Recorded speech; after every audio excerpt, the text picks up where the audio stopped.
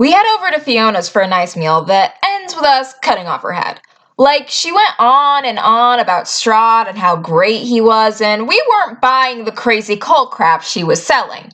And when she realized this, she tried to attack us, so Sir Nunos decapitated her while we finished off her cultists.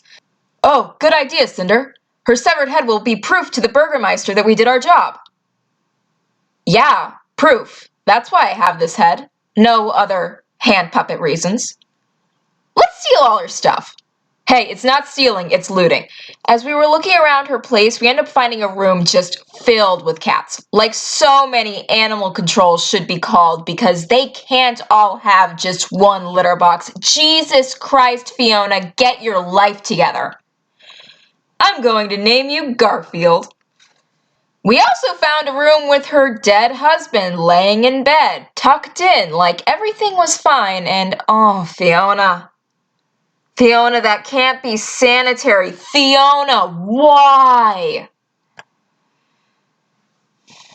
Then we find a locked room, and once we manage to get inside there, we see Fiona's daughter. You see, earlier during dinner, Fiona spilt the tea that her daughter was engaged to the Burgermeister's son.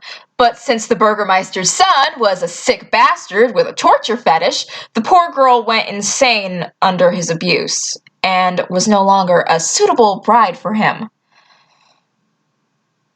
And just look at her. Stella, we're here to help. Please come with us. Shh! Whoa! Okay. Back it up. It's okay, Geralt. I got this. Fiona, it's Mummy. Please be nice to my little helpers. Shh! Ah, crap, she scratched me. The bitch scratched me. Screw this shit. Let's just leave her here. The guards can take her to a priest or some shit. What the fuck? I try to be nice to you. Using your dead mother's decapitated head as a source of comfort. Trying to convince you she's still alive. Okay, I see the problem with my plan now. After all that noise, we head outside and Geralt decides to head back to the inn with his cat while the rest of us deal with the Burgermeister. He seemed very pleased with us, and to explain what happens next, I'm going to need to get a bit meta. The DM had this smirk on his face. The kind of smirk that just screams, I'm going to screw you guys over. And then he leaned over to the guy who played Sable and whispered, pay attention. All around the table, we immediately think, oh, he's going to have the Burgermeister arrest us because we've outlived our usefulness and are the only other threat to his power here. Oh shit. So back in game, you have all been very helpful to me. Oh, we are definitely getting arrested. And Cinder just loses it. Hey, Burgermeister! Hot potato! And just throws Fiona's decapitated head at him because I panicked, okay? Why did you do that? Cinder's not going back to jail!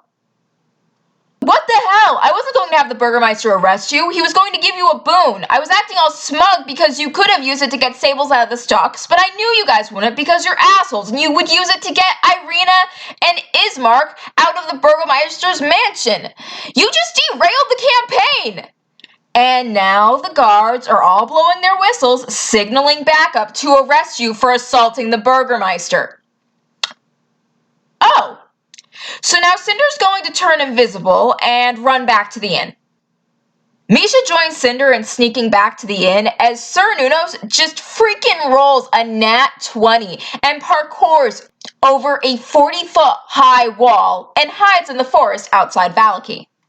Then Haim and Garen decide to surrender. They insist they've done nothing wrong and shouldn't be punished for Cinder's actions, but the guards declare guilt by association and start leading them to the stocks. As they approach the stocks, a group of cultists jumps out of nowhere and attacks the guards. Apparently, Fiona had more followers in her cult than just the few we encountered at her house. And now that the news of her demise had spread, they decided to slaughter all the guards and burn Valaki to the ground. Haim grabs Garen and all their stuff and flies out of the city, meeting up with Sir Nunos. Meanwhile, Misha and Cinder make it to the inn. Erwin, do you have a place you could hide us? The guards are going crazy. Cultists are setting the town ablaze. What the hell is going on? Things may have gotten a bit out of hand, and a decapitated head was thrown at the Burgermeister. What? Mistakes were made, heads were thrown, no use crying over spilt blood. You threw another head? Look, new rule. No one let me hold on to decapitated heads. Then we won't have this problem anymore. Follow me. I'll lead you up to a secret room in the attic where you should be safe. What are we supposed to do? Hide in this attic for the rest of our lives? Look, all we have to do is wait for the guards and cultists to battle it out. Whoever is left standing will be weakened and down in numbers, so all we have to do is kill the winner. Or we could use this distraction as a chance to search the Burgermeister's mansion for Irina and Ismark. Good idea, Geralt. Yeah, great plan, guys. Good luck with it. I'll stay here. So if the others come back, you can tell them what we're doing? Sure, let's go with that. As Geralt and Cinder sneak towards the mansion, they pass the stocks. Wait, crap, we forgot about Sable. Oh god, I'll pick the lock. You burn through the locks on the other prisoners too. What's going on? Long story short, we're saving the siblings. You need to head to the inn and tell Erwin that you're friends of the Ravens. No, I'll go with you! How? I know first aid. I'm a doctor. And then Geralt grabs a stick of wood from the stalks and jams it into what's left of Sable's leg. It was probably the most gruesome peg leg in existence, but hey, we were in a hurry. Geralt and Cinder kept running to the mansion with Sable lagging behind. Like way behind. Like his movement speed was half of ours. The place was empty, but as we searched the rooms, we found Ismark lying dead. His throat slit. There was one room that was locked, and when we got inside, we found Irina chained to the wall and obviously having been tortured. Oh, those sick fucks. Irina, it's okay, we'll get you down. Where's my brother? He didn't make it. I'm sorry. We leave the mansion just as Sable makes it to the front steps. We're going back to the inn, hurry up. Oh, come on!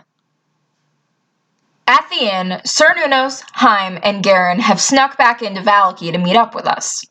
We all decide to rest for the night and deal with whoever wins between the guards and the cultists in the morning. During this time, Cinder attempts to comfort Irina. I'm so sorry this happened, Irina. Is there anything I can do to make you feel better? I appreciate the offer, Cinder, but what I really need right now is the touch of a man. I can provide some assistance.